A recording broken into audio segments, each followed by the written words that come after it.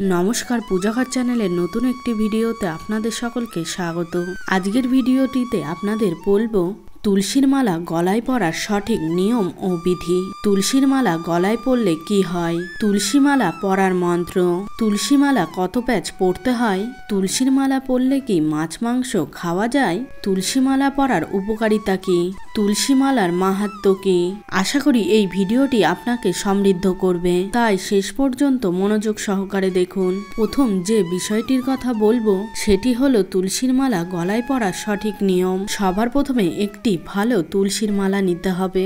আপনি এটি বাজার থেকেও কিনে আনতে পারেন, তবে দেখে কিনবেন। ভুলেও বেলকাঠের মালা নেবেন না। তুলসী মালা আনার পর বৃহস্পতিবার, একাদশী ও পূর্ণিমার দিন সকাল সকাল স্নান করে শুদ্ধ বস্ত্র পরে মালাটিকে গঙ্গা জল দিয়ে ভালো করে ধুয়ে পঞ্চগব্য দিয়ে ভালো করে স্নান করিয়ে নিন। পঞ্চগব্য মানে গরু থেকে পাওয়া দই, দুধ, ঘি, গোবর ও গোমূত্র, এই 5টি মিশ্রণকে পঞ্চগব্য বলে। পঞ্চগব্য তৈরির নিয়ম: যতটুকু পরিমাণ গোবর দেবেন তার দ্বিগুণ গোমূত্র দেবেন ও 4 গুণ ঘি ও দুধ এবং 8 গুণ দই মিশ্রণ করে পঞ্চগব্য তৈরি করে নিন। এরপর তুলসী মালাটিকে ভগবান শ্রীকৃষ্ণের চরণে কিছুক্ষণ রেখে ফুল দিয়ে পুজো করুন। এরপর তুলসী মালাটিকে প্রথমে আপনার মাথায়, তারপর 2 চোখে, তারপর 2 ঠোঁটে ঠেকিয়ে এই মন্ত্রটি উচ্চারণ করে তারপর আপনার কণ্ঠে ধারণ করুন। তুলসী মালা ধারণ করার মন্ত্র: হে মালা, তুমি কৃষ্ণ বল্লভা, কৃষ্ণ ভক্তরা তোমাকে প্রীতি প্রদর্শন করেন, আমি তোমাকে কণ্ঠে ধারণ করছি, দয়া করে আমাকে শ্রীহরি এবং তার ভক্তগণের প্রিয় পাত্র করো। এই মন্ত্রটি উচ্চারণ করতে না পারলে হরে কৃষ্ণ মন্ত্রটি উচ্চারণ করবেন। মন্ত্রটি উচ্চারণ করার পর তুলসী মালাটি গলায় পরে নিন। আপনি যদি শ্রীহরির চরণে নিবেদন করে ভক্তি সহকারে আপনি যদি তুলসী কাঠের মালা ধারণ করেন, তাহলে আপনার দেহ মন্দিরে কোনো পাপ থাকবে না। ভগবান শ্রীকৃষ্ণ আপনার প্রতি নিরন্তর সন্তুষ্ট থাকেন। আপনি যদি ভগবান শ্রীকৃষ্ণকে ভালোবাসতে চান, তাহলে তুলসী কাঠের মালা নিজ কণ্ঠে অবশ্যই ধারণ করুন।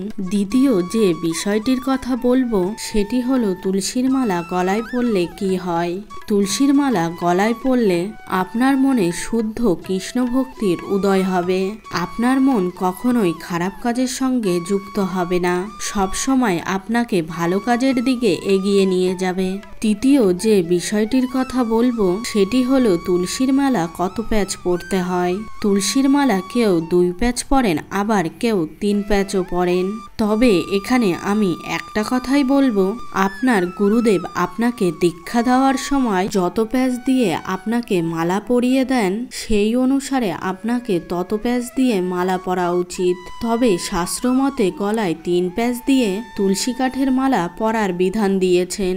চতুর্থ বিষয়টি হলো তুলসীর মালা পরলে কি মাছ মাংস খাওয়া যায়। কোনো জীবকে মেরে কখনোই ভগবানের ভজন ও সেবা করা যায় না। যারা তুলসীর মালা গলায় পরবেন তাদেরকে মাছ, মাংস, ডিম এবং মদ একেবারেই খাওয়া ছেড়ে দিতে হবে। তুলসীর মালা গলায় পরলে স্বাদিক খাবার খেতে হয়।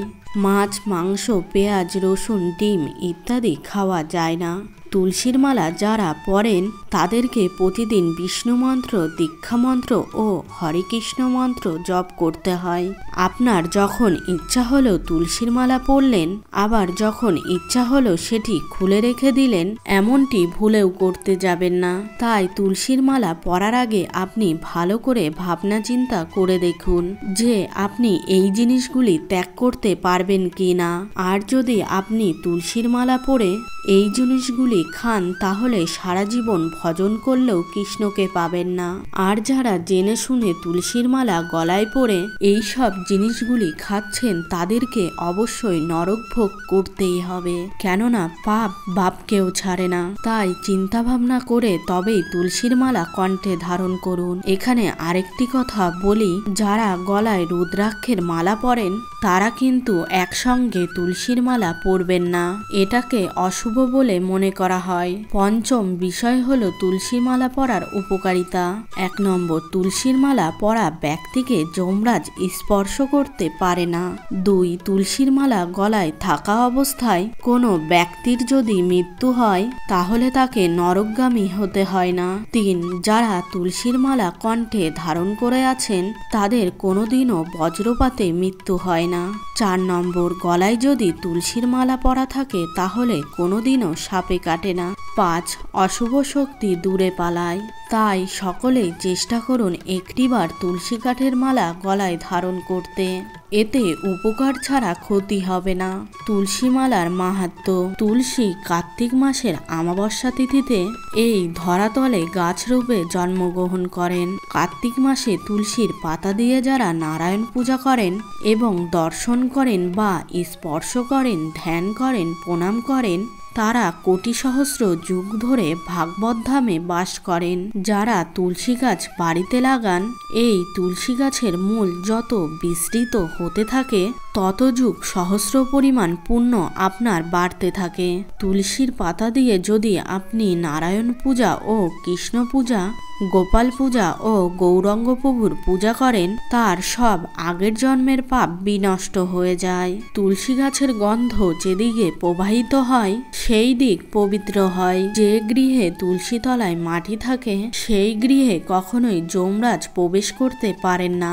তুলসী গাছের মাটি দিয়ে তিলক করে যে ব্যক্তির মৃত্যু হয় সেই ব্যক্তি যদি ঘোরতর পাপী হয় তবে যমরাজ তাকে দমন করতে পারেন না। তুলসী তলায় প্রদীপ জ্বালালে বৈষ্ণব পদ লাভ হয়। যাদের বাড়িতে তুলসী মন্দির থাকে সেই বাড়িতে তীর্থস্বরূপ গোদাবরী নদীতে স্নান করলে যে পুণ্য হয়, বাড়িতে তুলসী মন্দির থাকলে সেই পুণ্য ফল লাভ হয়। যে ব্যক্তি তুলসীর মঞ্জুরি দিয়ে বিষ্ণু পূজা করেন তার আর পুনর্জন্ম হয় না, অর্থাৎ মুক্তি লাভ হয়। আশা করি এই ভিডিওটি আপনাকে সমৃদ্ধ করতে পেরেছে। ভালো লাগলে লাইক করবেন, পারলে শেয়ার করবেন। সকলে ভালো থাকুন, সুস্থ থাকুন এই কামনা করে আজকের মতো ভিডিওটি এখানেই শেষ করলাম। নমস্কার, ধন্যবাদ। ঈশ্বর আপনার মঙ্গল করুক।